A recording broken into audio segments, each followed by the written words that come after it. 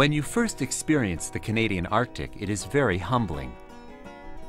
There are moments when you find yourself alone and you suddenly realize you might be the first person ever to have walked on that patch of tundra or rock that lies beneath your feet.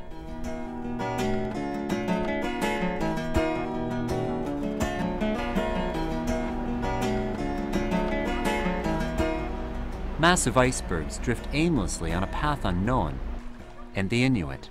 Their hospitality and warmth makes you feel like an old friend. They are curious and charming, and you believe we could learn so much from these people. And yet, despite its grandeur, it's impossible to ignore the challenges that confront this region. The climate is rapidly changing. Crime, drugs, and suicide remain a constant challenge to the people and their communities. Chasing the sun, we're chasing the sun, we're chasing the sun. My journey began 2,500 kilometers south in Collingwood, Ontario, on a day when escaping the summer heat seemed like the most practical thing to do. I met up with Paul Montrop, a local artist and gallery owner. He was hosting an informal gathering of clients and friends to officially launch a trip that had been talked about for a number of years. Traveling with 6 other Canadian artists, their plan was to visit small communities in the eastern Arctic, documenting the spirit and beauty of the North in sketchbook drawings and oil paintings. The route was very similar to a journey made 75 years ago by a group of 7 artists, A.Y. Jackson and Lauren Harris. They call themselves Drawn Onward, a name that reflects the group's nomadic spirit. Drawn Onward to me, by definition, is friendship. And as artists, it's process. We as a collective, and our partners and wives will attest to this, we come back better people from each one of these experiences. We're more in tune with our surroundings, we're more in tune with the people in this country. I feel fortunate I've been able to have the opportunity to do this, to actually go to the far reaches of Canada and experience what I have. As a group, they have visited many communities throughout the country. Some media critics have even called them Canada's new Group of 7, an association that does not always sit well with the artists. A chance to travel with them to a place few Canadians will ever experience seemed too good to pass up. Ladies and gentlemen, the good ship Explorer is now coming up to the narrowest part of the passage as we approach Kimmerut. Our trip began in the tiny community of Kimmerut, located on the southern part of Baffin Island. Like many small towns in the north, it was originally developed by outside interests. The sheltered harbor and inland access made the location an ideal choice for an expanding Hudson Bay company. Today, the community numbers about 300. Fishing and tourism bring in some additional income. We arrived by Zodiac, disembarking from the MS Explorer, a converted research vessel that would serve as our home for the next 10 days. The brown building you see ahead of us is the new health center. It houses two nurses. Paul Onalak has lived in the town for 20 years. He works as a guide for visiting tourists and has the rank of corporal in the Arctic Rangers. For a brief period, he lived and worked in Iqaluit, but returned to Kimmerut with his family when he started to notice things were changing. I found in Iqaluit that people are becoming cityfied and that they don't smile as much at other people. They don't greet each other as much as they used to. People are slowly distancing themselves from their culture, but in a much slower way in this town as compared to Iqaluit. I tend to see people from smaller towns being more friendly. And that sense of friendship was evident everywhere in Kimmerut. As we made our way through the muddy streets, Paul talked about the challenge of maintaining the culture and language with young people. Whenever I go to Iqaluit, I find there's no comparison between communities because my kids, when they speak in Inuktitut, but when I go to Iqaluit, it's all English. The small town spirit was on display in the form of local artists and talented elders, where outside visitors served as an appreciative audience.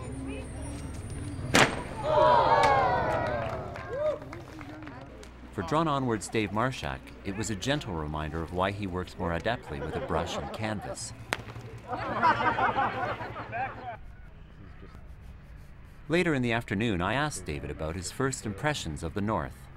For me, spending a year in Newfoundland, getting used to the small town vibe again, and then coming here where immediately it's like the height of hospitality. I know that's a Western word for it or whatever, but it is. It's like incredible hospitality and like, it's like, it's moving, for sure it's that, but it's like, it stirs something, it makes you realize, or me anyways, makes me think about how much we don't have in our culture socially, As the last Zodiac returned to the ship from Kemerut, we settled in for an overnight journey, preparing to navigate the rough waters of the Hudson Strait. Our next stop was the community of Cape Dorset on the southwestern side of Baffin Island. As the ship reached its cruising speed, I sat down with Drawn Onward's Steve MacDonald and asked about the pressure of being compared to the group of 7. At times it's been detrimental to what we're doing as far as trying to create our own identity, and at other times it's been the biggest help we've ever had as far as getting exposure, especially in the media, as far as bringing people out of their homes and getting down to our show. If that's what does it, and then they start to learn about who we are and what we've done on our own, then that's fine. But to be labeled like that is unjust, I would think. Those guys that's like calling a garage band the new Rolling Stones, and I don't think it's appropriate, however complimentary.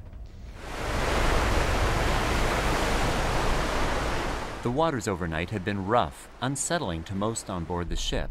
For artist Jeremy Down, it was all a bit much, choosing instead to find a vacant bench at the rear of the boat to ride out the rough waters. After 18 hours at sea, we finally arrived in Cape Dorset, a community well known in the art world as the home of Inuit sculpture and printmaking. It was also a homecoming for John Houston, son of legendary art historian James Houston. As the ship narrowed its way into the channel, I asked John about how he thinks Canadians perceive the North. The big question is how many Canadians will ever really see this, And many people I know talk about going to faraway exotic places and so on, but right here within Canada there's this faraway exotic country, and it helps define who we are as Canadians, and I guess it's to my regret that so few Canadians will ever actually see it in their lifetime. Instead of this just being a place where there's problems to be solved, problems of unemployment or problems, and just kind of seeing it as a problem, we come up here and see it as a great part of Canada and a great part of the beauty of Canada, and something that really should be enabled. Cape Dorset's history is rich in Inuit folklore and legend. Remains of ancient Inuit people have been found and dated as far back as 1000 BC. Like Kemerut, it also served as an early trading post for the Hudson Bay Company, but Cape Dorset's real notoriety began when a settlement administrator and artist named James Houston arrived in the community. Along with his wife, they helped gifted artists, printmakers, and carvers find a market for their work. Through the emergence of the West Baffin Eskimo Cooperative, art became and remains an economic boon to the community. John Houston refers to Cape Dorset as home. It's not hard to understand why, especially when he's reunited with one of the town's legendary printmakers, Kanujuak Ashevik.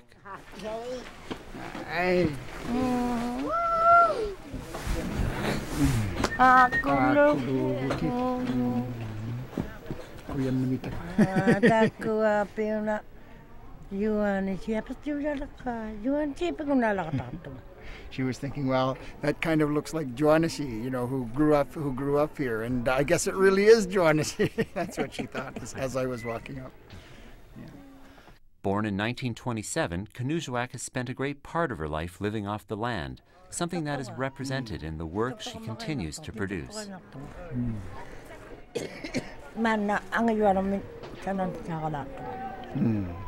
So yes, she's still making her art in a big way right now up to the present day. This is her It's her. She didn't just say this just now, but she's gone on to say to me many times, this is her love. It's her job, but it's also her passion, and she just does it all the time. It's a passion that is seen throughout the town as local artists proudly show their work to outside visitors.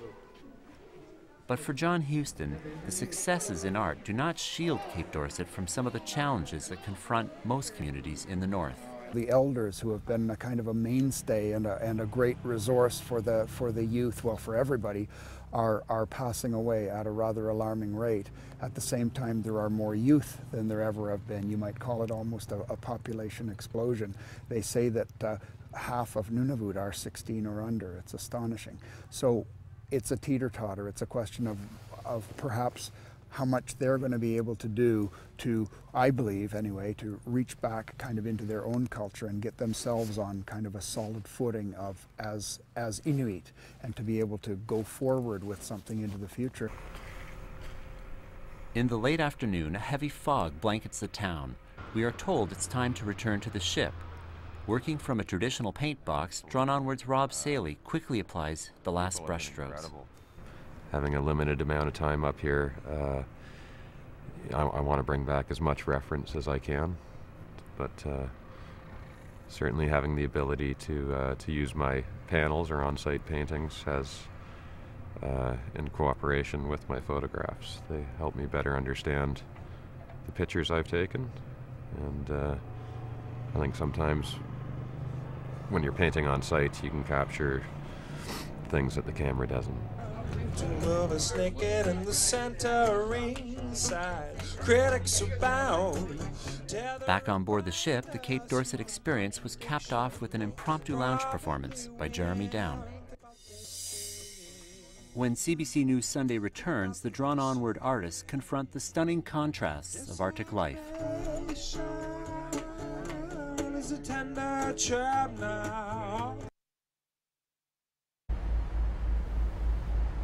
The next morning was magnificent. Massive icebergs could be seen floating by the ship. The artists, armed with sketchbooks and cameras, were busy recording the moment. Over the next couple of days, we continued to discover some of the riches more commonly thought of when visiting the Arctic. Colonies of thick-billed mures could be seen perched on ledges of massive cliffs rising from the sea. On an early morning Zodiac trip, we stumbled upon a polar bear and two cubs searching for food along the jagged rocks. Summer is a challenging time of year for the polar bear. Without ice, it's difficult to hunt for seal, its main dietary source, making the Zodiac and artists on board a meal worth considering.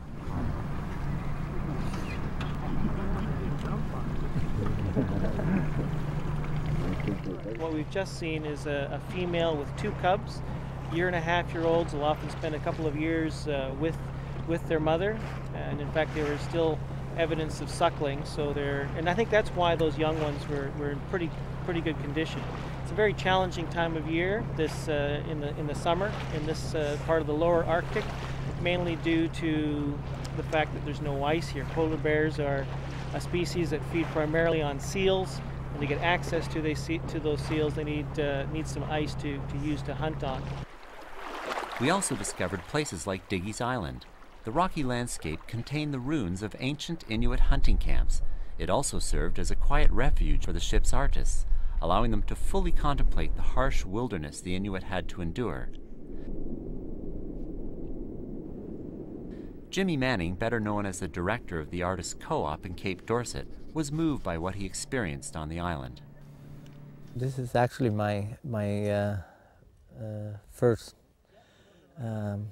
time here, and it's just a gorgeous, outstanding place with all these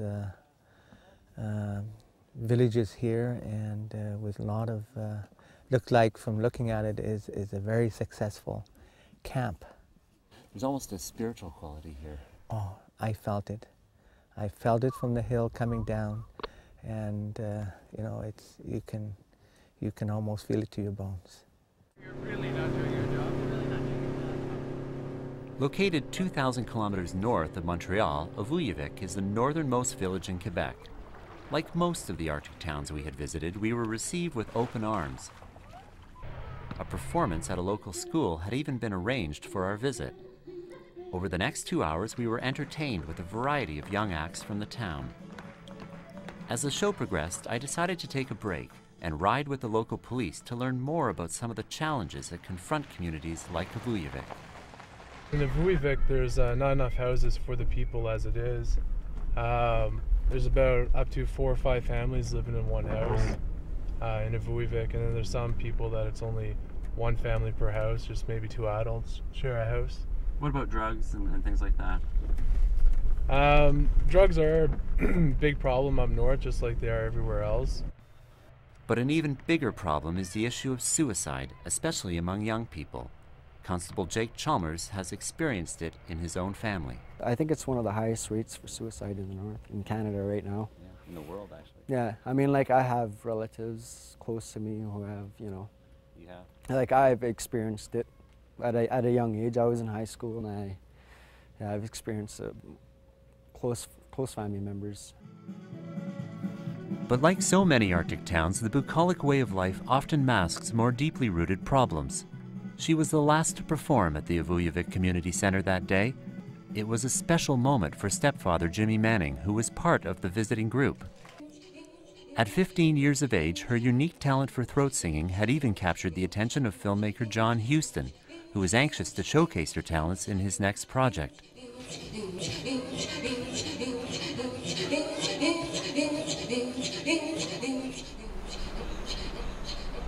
That evening, as our ship sailed along the Hudson Strait to our next location, she took her own life. This beautiful, talented teenager had become another tragic statistic of Arctic suicide. When the news reached the boat early the next day, it was hard to understand. John Huston spoke on behalf of his friend, Jimmy Manning. This can't be me. I'm at a loss for words. But I don't really have anything of my own to say at this time. I just wanted to read you a brief note, which I haven't actually read myself. I thought I'd wait till now. And it's written by Jimmy Manning, and it's to you, okay? It says, "Dear friends and new friends, I wish to say big thanks to all of you in my deepest soul. We are very sorry we had news from home. Listen, may the rest of your trip be a happy one. Once again, nakomek aktuado," which means thank you very much. Love, Jimmy.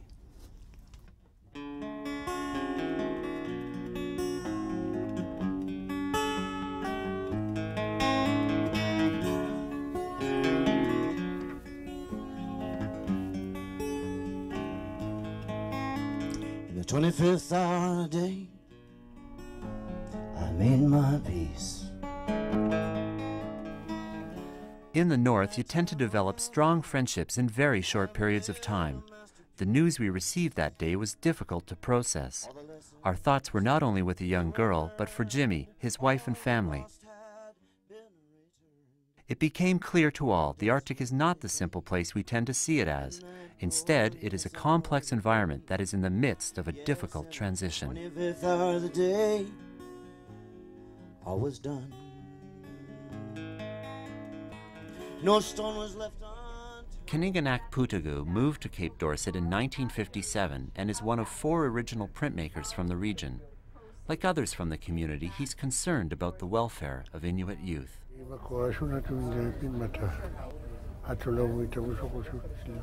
The greatest challenge is all the distractions of life today, all the different things that confuse young people and pull them off their path. And one example is drugs, for example.